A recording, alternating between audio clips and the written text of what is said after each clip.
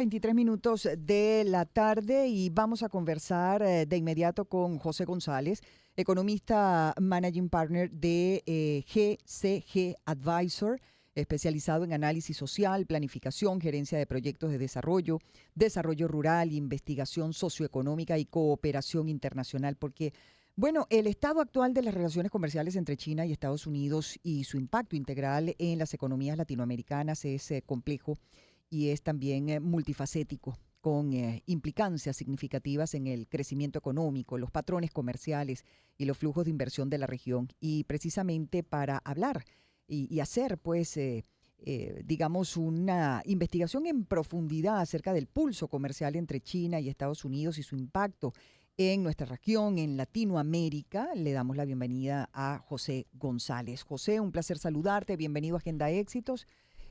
Bueno, pues la Encantado. bienvenida en nombre de Unaya Menábar y quien te habla, Albani Lozada. Bienvenido, economista, ¿cómo está? Encantado, un placer siempre estar con ustedes. Bueno, se habla del pulso comercial entre China y Estados Unidos, pero también está metido allí en esa ecuación Europa y están dando también con mucha fuerza y está habiendo mucha reacción con relación a lo que podría implicar para Europa todo este festival de aranceles que ha estado anunciando, no sé si al final se cumplirán, pero por lo menos que ha estado anunciando y amenazando el presidente de Estados Unidos. En definitiva, todo esto, ¿cómo nos puede implicar a nosotros? Siempre se ha dicho que cuando en Estados Unidos estornuda, a nosotros nos da pulmonía, pero no sé si en este caso también puede ocurrir que haya un golpe muy duro a nuestras economías en la región. Y América Latina, ¿no? Sí, El único país del que el presidente Trump habló específicamente en su discurso inaugural fue Panamá. sí. Y el primer país al que visitó el primer secretario de Estado de origen latino fue Panamá. Ujú. Y fue con exigencias muy concretas de que Panamá cesara las licencias a los puertos de Hutchison, la compañía hongkonesa, hoy día bajo control chino, pero esas licencias fueron originalmente dadas cuando era dominio inglés. Mm. Se extendieron en el año 2021 hasta el año 2047 y el gobierno americano de la administración Trump está demandando que sean rescindidas y sean otorgadas a intereses de los Estados Unidos.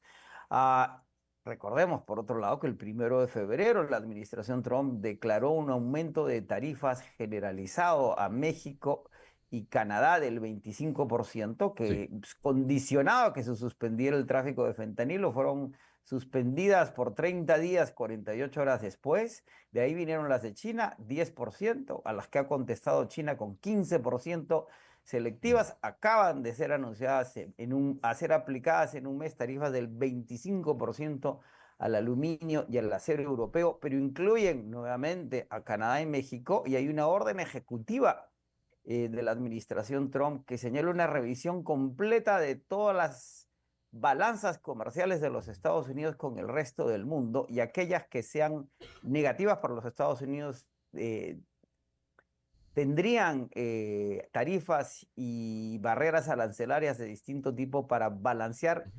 esos déficits. Y ahí están Colombia y Argentina. Ya el gobierno de Trump ha anunciado que se van a aplicar tarifas a la Argentina independientemente de las coincidencias e invitaciones que le ha hecho la administración Trump al presidente Milei. Hay un anuncio de tarifas al cobre chileno del 20% y al puerto de Chancay en el Perú desarrollado por China tarifas similares al 20%.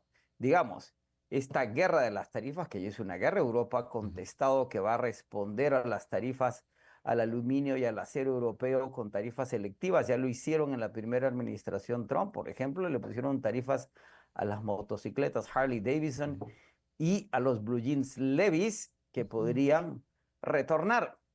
No es un ambiente que sea consono en función de la globalización e incluso el nearshoring, esta estrategia post-COVID de acercar las cadenas de abastecimiento de Estados Unidos, sino que independientemente de que se ejecuten o no, estas barreras tarifarias vienen y nos van a afectar a todos. Sí. Tienen Mm, una recurrencia en el nivel del dólar que a su vez tiene efectos en todas las economías globales. claro, y uno se pregunta, José, exactamente en qué momento realmente vamos a sentir ese impacto luego de estas medidas de Trump a estos distintos países. Las tarifas son usualmente un impuesto al consumo.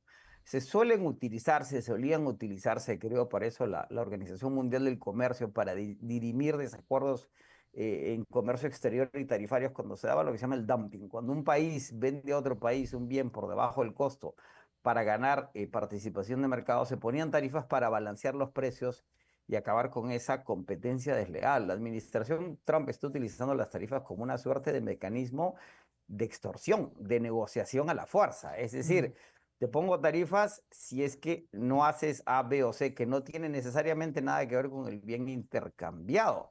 O está forzando al Canadá que le dice si mudan sus industrias a los Estados Unidos o si se convierten en el Estado 51, pues cero tarifas. Es un poco más complicado Ujú. que eso. Si tomamos en cuenta que la guerra de las tarifas con China fue en el año 19, en el camino se dio la COVID, con la COVID se dieron las cuarentenas, con las cuarentenas se cerraron las cadenas de abastecimiento, pero de una inflación que estaba por debajo del 2%, llegamos a tener una inflación del 9.1% en los Estados Unidos en mayo-junio del 22. Es decir, la cadena distorsionada, ¿sí? Por los eventos y por las asistencias fiscales que aumentaron la demanda en las familias americanas, pero lo que estamos consumiendo hoy día son inventarios, órdenes que se dieron hace 6 meses que no deberían ser sujetos a las tarifas. Claro, Ahora, pero hay un las tema también de tarifas, valor de reposición que tienen que atender esas empresas. Entonces, obviamente, van a correcto, aumentar los precios pensando en que van a tener que pagar por esas materias primas mucho más, posiblemente, ¿no? correcto, siempre y cuando en la desaduanación Ujú. los consumidores, hay instituciones que defienden al consumidor, puedan argumentar que los precios subieron, sí, de manera arbitraria y no por las tarifas, pero ese es el parte del ruido que Claro, viene. Por otro lado, la demanda de ciertos bienes es elástica. Cuando sube el precio, la demanda cae. claro. Las tarifas suelen venir acompañadas de inflación y desaceleración, salvo Mm. que sean bienes de consumo indispensable como alimentos Ujú. o servicios que solo se prestan localmente, que no se verían afectados. Pero baste ver el catálogo de Amazon para entender que de China importamos muchísimas Sí. cosas. En México, alimentos diversos, autopartes diversas. En Canadá, lo mismo. El primer y segundo socios comerciales de Estados Unidos son Canadá y México, y el tercero es China. Es decir, el impacto se va a sentir más temprano que tarde. Ahora, ¿cuál sería el fin final, valga la redundancia, para los Estados Unidos? ¿Lograr qué? ¿Por qué estas medidas? ¿Esto no significaría un descalabro económico mundial, profesor? La lógica de la administración Trump es bastante simple. El Ajá. presidente Trump es transaccional, no es transnacional. Le resulta difícil, y tenemos una experiencia de un gobierno anterior, pensar en términos de políticas públicas, ¿sí? Los beneficios fiscales de la ley de Trump, de su primera administración, se vencen el próximo año y quiere prolongarlos por otros 10 años más o hacerlos permanentes. Y aparentemente están buscando la forma de compensar ese ingreso fiscal Ujú. que sería prolongado. La reforma fiscal de Trump fue una reforma no financiada. Se recortó el ingreso, pero no el gasto, con Ujú. estas medidas tarifarias. Sin embargo, de nuevo, tienden a afectar los precios y el consumo. Y ya ha sucedido en el pasado, particularmente en los Estados Unidos, hasta que se creara la Organización Mundial de Comercio y se abriera el mundo al comercio internacional.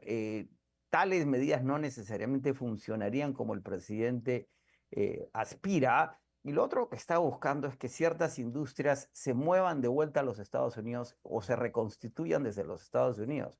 En América Latina ya lo intentamos en los 50 en la sustitución de importaciones, Sí. en lo que fue la escuela de la CEPAL, y fue un total fracaso. No hay antecedente en la historia económica de Occidente en que tales mecanismos hayan funcionado. Claro, porque de alguna manera uno, por lo que le entiende de los discursos al presidente Trump, es que con esas medidas se va a aumentar el empleo, por ejemplo, en Estados Unidos y de alguna manera va a compensar los costos con mayores empleos para los americanos y con mayor pago de impuestos también de esas mismas empresas, no porque le aumente las tarifas, sino porque haya más movimiento económico, ¿no? Eso es un poco la lógica que uno pudiera entender, pero con un mundo tan interconectado, hacer que una fábrica de carros, una fábrica de zapatos, una fábrica de, no sé, de cualquier cosa, se mude de la noche a la mañana de país, no pareciera ni barato ni sencillo, ¿no? y así se mudara, digamos que la Sí, decisión se tomara, entre que se muda, se entrena a la fuerza laboral, se recluta, se entrena y se pone a trabajar, son años. claro. El iPhone Pro Max 16, el más caro que produce Apple, se produce entre China y la India. Mm. Apple ha empezado a mover sus facilidades de producción a la India por los problemas con China. Es un teléfono que cuesta $1.700. Si ese teléfono, el mismo teléfono, se manufacturara en los Estados Unidos con los costos laborales norteamericanos y los beneficios del trabajador norteamericano, uno podría pensar que ese teléfono va a costar el doble o el triple, y había que preguntarse quién puede consumir un teléfono con esa magnitud Claro, de y cómo costo. impacta eso en la inflación de los propios estadounidenses, ¿no? Pero Ujú. bueno, esa pregunta se la dejo en el aire. ¿Cómo va a impactar a la inflación interna de los Estados Unidos este tipo de medidas? ¿Qué le va a costar al trabajador estadounidense el que el presidente Trump esté tomando estas medidas? Y bueno, y aprovecho también para adelantarle el tema de la migración, porque también buena parte de esa mano de obra es mano de obra migrante la que trabaja en Ujú. esas industrias, en la construcción, en la agricultura, etcétera. Con esta política de sacar a los migrantes, al menos a los que están ilegales, ¿qué impacto va a tener también en la economía interna y que pudiera rebotar a la economía de los demás países que consumimos los productos de los Estados Unidos? Pero bueno, luego de la pausa seguimos conversando sobre este tema con usted. Estamos conversando hoy con José González, economista, managing partner de GCG Advisor, especializado en análisis social, planificación y gerencia de proyectos de desarrollo, y hoy es nuestro invitado aquí en Agenda Éxitos. Agenda Éxitos. Espacio para conectar. Éxitos. Caracas, El Vigía, Guarenas, Guatire, Maturín, Táchira, Mérida, Barquisimeto, Margarita, Puerto La Cruz, Puerto Ordaz, Maracaibo. Maracay. Éxitos. Sonidos en primera fila.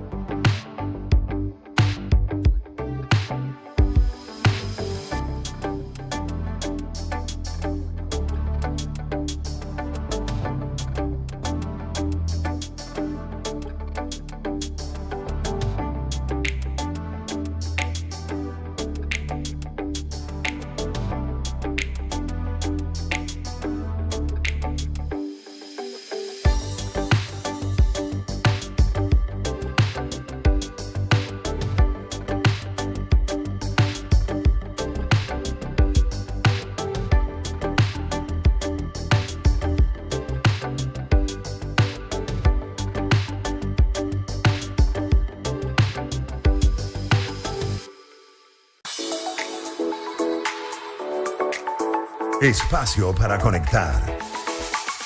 Éxitos. Caracas, El Vigía, Guarenas, Guatire, Maturín, Táchira, Mérida, Barquisimeto, Margarita, Puerto La Cruz, Puerto Ordaz, Maracaibo. Maracay. Éxitos. Sonidos en primera fila.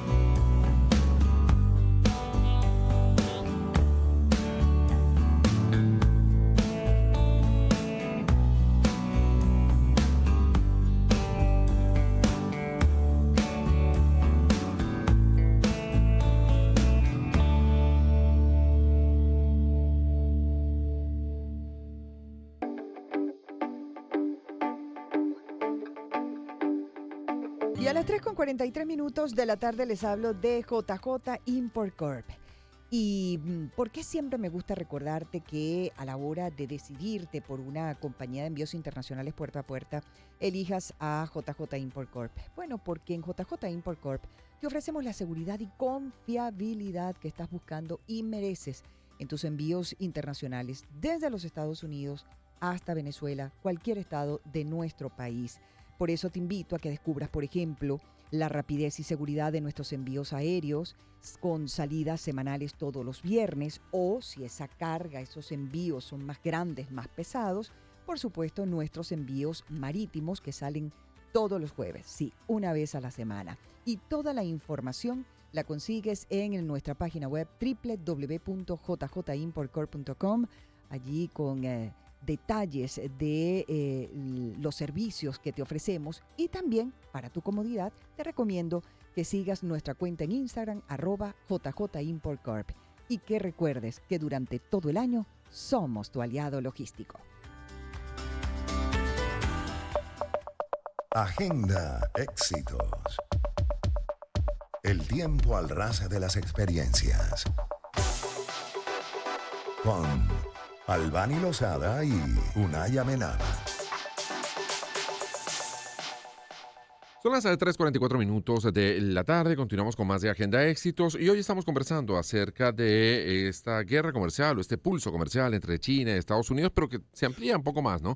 Ha tocado también algunos países de América Latina, como México, como Panamá, nos decía el profesor González también, se ha metido con Argentina, con Chile, con Colombia, con la Unión Europea, digamos, hay varios frentes abiertos en materia económica. Y le preguntábamos al profesor José González, que es economista, managing partner de GCG Advisor, especializado en análisis social, planificación gerencial y proyectos de desarrollo, así como desarrollo rural, investigación socioeconómica y cooperación internacional, sobre el impacto que esto podría tener en la propia inflación, por ejemplo, que se pudiera generar en los Estados Unidos y cómo va a afectar también el tema migratorio, que es una de las ofertas que también ha hecho el presidente Trump y donde sabemos que buena parte de esa población migrante y además ilegal, que a lo mejor no cobra los mismos salarios, están en sectores tan claves como agricultura, como industria, como construcción, y eso podría tener un impacto también en la economía doméstica de los Estados Unidos.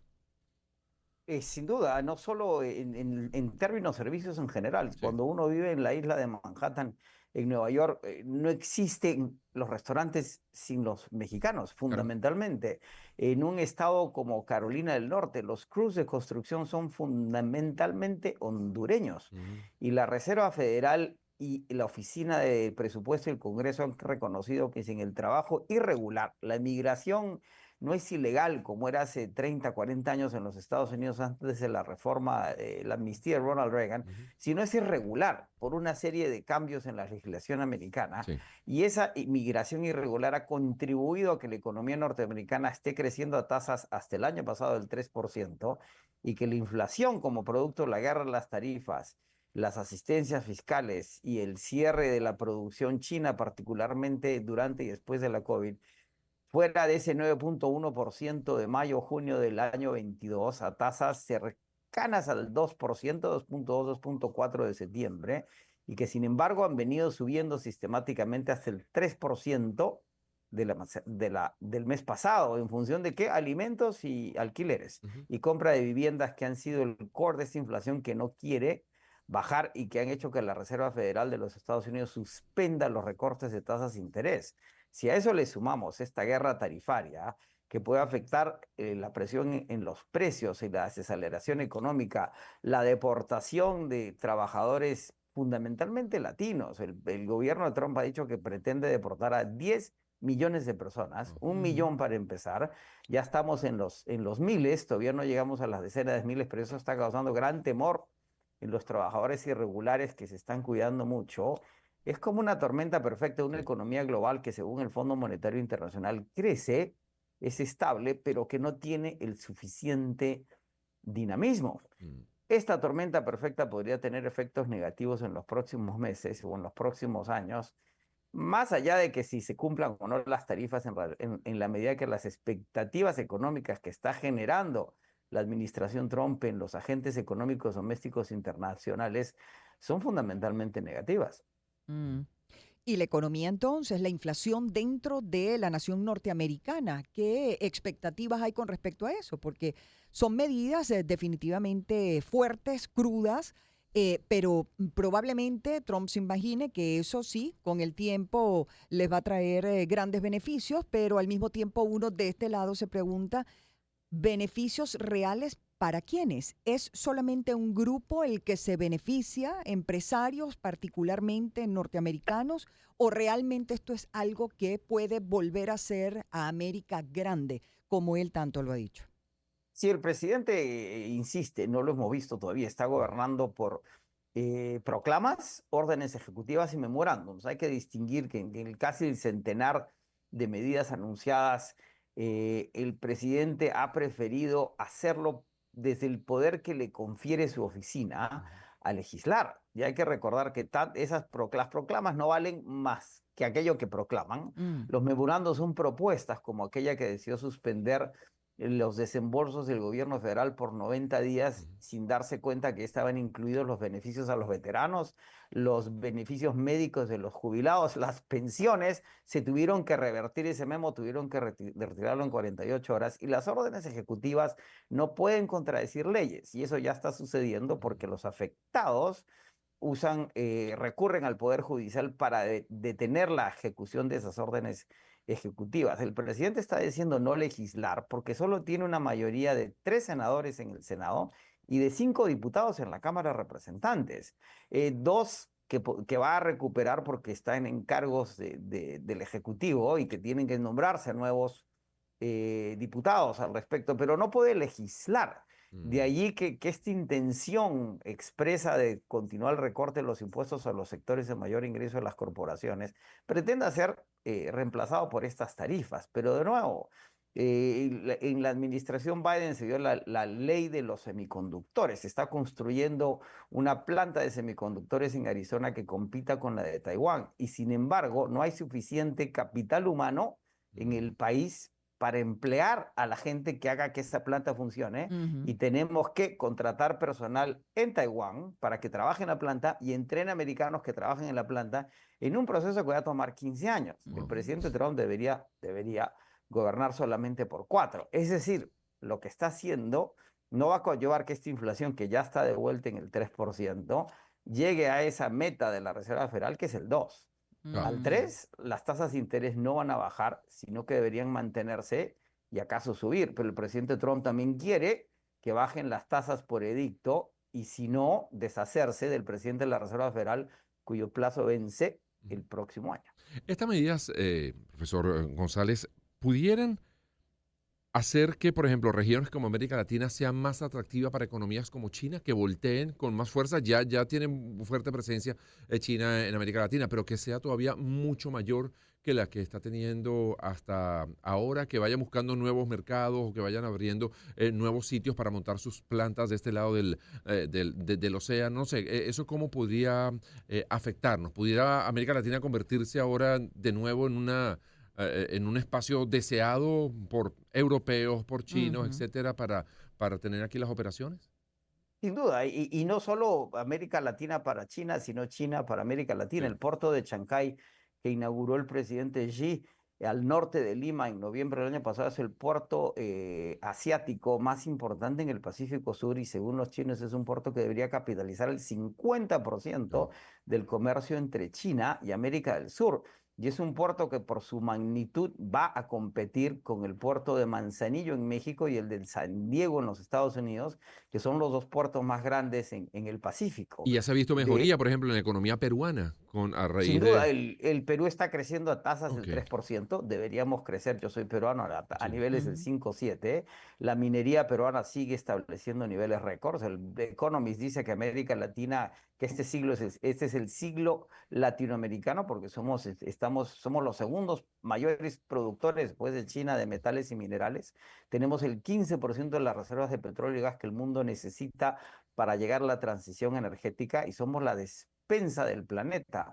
Estamos exportando 100.000 millones de dólares al año en alimentos, más que ninguna otra región en el mundo. Solo en el café, 8 de cada 10 tazas de café arábica que se toman en el mundo se producen en América Latina. En aquellas 24 horas de tensiones entre Colombia y los Estados Unidos, el precio del café subió 35% en la medida que Colombia provee el 25% del café que los norteamericanos consumen. La guerra tarifaria del presidente Trump con América Latina no tiene mucho sentido en términos productivos, pero sí políticos. ¿Por qué escoge América Latina para golpear inicialmente? Porque somos un continente desunido. Los europeos en este instante están cerrando puertas luego de los mensajes de la conferencia de Múnich y la reunión de mañana en Arabia Saudita, donde Rusia y Estados Unidos quieren discutir la paz en Ucrania sin que estén presentes ni los europeos ni los ucranianos. La Unión Europea es un bloque económico, político, geopolítico, geoeconómico, geoestratégico. En América Latina estamos divididos. Y en la medida que no nos unamos de cara a lo que es una actitud muy agresiva de los Estados Unidos, dividiéndonos nos van a vencer. Y se nota muy claro la actitud de los Estados Unidos, muy diferenciada frente a México, Venezuela, la Argentina, Perú, Chile, Panamá particularmente, y hay una necesidad desde América Latina de empezar a trabajar en conjunto independientemente de las diferencias políticas que tengamos los unos con los otros. Entonces, a corto, mediano o largo plazo, como usted decida responder, profesor, ¿qué se vislumbra para América Latina en los próximos meses o años, por lo menos mientras el señor Donald Trump esté gobernando a Estados Unidos? Es claro que la presión va a continuar y que van a tomar decisiones muy tácticas y estratégicas país por país de acuerdo a sus propios intereses. En la medida que eso sea así, que no haya un ideal común, en la región para defender los intereses de la región. Es decir, recordemos los acuerdos de Contadora, Sí. cómo América Latina se unió para apoyar a Panamá en los acuerdos Torrijos-Carter de la devolución del canal. En la medida que eso no exista, la política de Trump podría tener éxito relativo. Ahora, ¿quién podría liderar a América Latina en el ruido político que tenemos entre uno y otro país? Pensándolo bien, queda claro que está entre México y Panamá, porque en el resto de países ningún líder pareciera poder capitalizarlo. ¿Acaso Brasil? Pero más allá, las divisiones son muy claras y muy precisas. Marco Rubio visita Panamá, República Dominicana, El Salvador en su primera gira con objetivos muy claros y muy precisos. Sí. Están deportando latinos, venezolanos en particular, a ¿Cómo no? Guantánamo sin que tengan antecedentes penales. De nuevo, la reacción del presidente Petro de Colombia acaso no fue la más constructiva, pero entre otras algunas de las más positivas en defender los intereses de sus ciudadanos. Sí, es que todos nuestros países tienen tantos problemas internos también que entonces hacer esfuerzos por cohesionarse internacionalmente uno lo ve como difícil. Pero me quedo con una frase que usted dijo antes que me preocupó. Dijo que el presidente Trump debería gobernar 4 años. ¿Hay temor de que eso no sea? ¿De que haya algún movimiento legislativo que le permita, por ejemplo, ir a una reelección, a torcer lo que dice la Constitución para mantenerse más tiempo en el poder? Lo hemos visto que varios mandatarios de nuestros países lo han venido haciendo sin que eso genere mayor problema. Entre ellos, recientemente, de El Salvador, lo mismo que hizo Evo Morales hace un tiempo, o lo mismo que hizo Hugo Chávez en su momento también. O sea, pero ¿podría hacerlo también Trump? ¿Hay ese temor? Recordemos que no reconoció su derrota en el año 19. Intentó, en lo que se demostró en las investigaciones del Congreso, una suerte de golpe de Estado en enero del año siguiente. Durante la campaña dijo a grupos evangélicos en distintas oportunidades que esta sería la última vez en la que votarían. ¿Sí? Difícil creer que pueda cambiar la Constitución se hizo una enmienda constitucional para generar un tercer término en los Estados Unidos. Eso se cambia después de que el presidente Franklin Delano Roosevelt gobernara, fuera reelegido por 4 veces. Difícil que lo logre, pero no así que lo intente. Digamos que el antecedente de enero 6 del año 20 sigue estando presente. Y lo que está haciendo el presidente Trump es tratando de desmantelar las instancias del gobierno que vigilan al Ejecutivo. Eso es muy claro y eso es parte de la discusión en los Estados Unidos. El presidente está cumpliendo 1 mes esta semana en el gobierno. Todavía nos quedan 3 años y 11 meses de gobierno. Y todo va muy acelerado. Todo va muy rápido, señor. Muchas gracias. El señor José González es economista, managing partner de GCG Advisor, especializado en análisis social, planificación, gerencia de proyectos de desarrollo rural, investigación socioeconómica y cooperación internacional. Muchísimas gracias por habernos... ¿Tiene redes sociales para poderlo seguir? Que a lo mejor hace algún comentario, algún análisis a través de sus redes sociales. En Twitter, @JosG333. Y en Facebook y en LinkedIn, mi nombre. José González. Perfecto, muy bien. Muchísimas gracias por habernos dado estos minutos. Sí, señor. Son las 3:58. A la pausa. Regresamos ya.